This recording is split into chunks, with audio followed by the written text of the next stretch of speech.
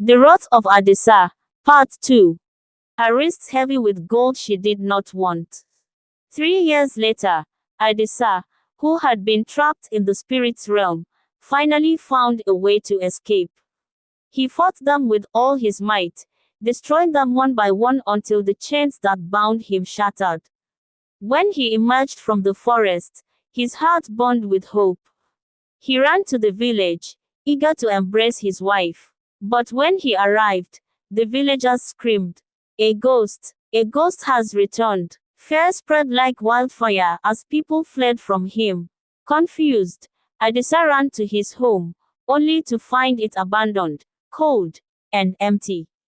His heart pounded. Where is Zuena? Then he heard the drumming from the palace. He stormed toward it, pushing past the guards, and what he saw made his blood boil. Zuena, dressed in the garments of a queen, wearing the king's beads. The room fell silent. The king stood from his throne, eyes wide with disbelief. The chiefs whispered among themselves in shock. Zuena gasped, covering her mouth, tears welling in her eyes. Adisa's rage erupted. His hands trembled with fury. He turned to the king, his voice like thunder. You and your chiefs planned this from the beginning, didn't you? His voice was laced with venom. You sent me away just so you could take my wife. No, it isn't what you think. The king pleaded. I can explain. But Adisa's rage was uncontrollable. He lunged at the king, his hands tightening around his throat. The palace guards rushed forward but dared not interfere. Zuena, unable to bear it, ran inside. She knew Adisa would never believe her, never forgive her. In that moment, she made her choice. By the time Adisa had strangled the life out of the king, the palace was in chaos.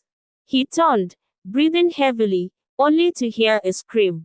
He rushed inside and found Zuena's lifeless body on the floor, a dagger in her heart.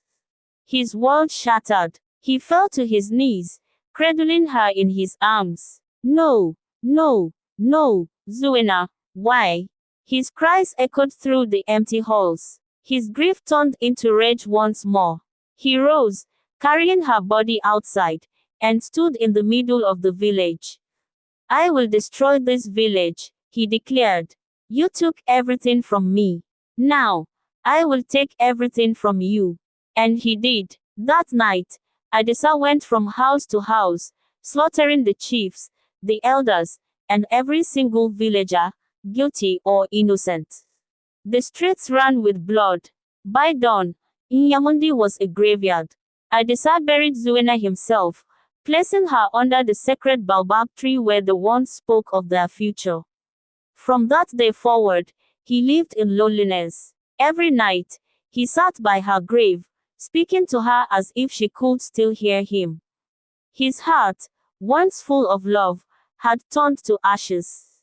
No one dared return to the cursed village, and no one ever saw Adisa again.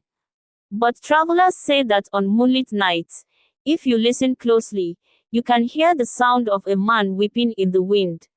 The ghost of Nyamundi, forever mourning the love he lost.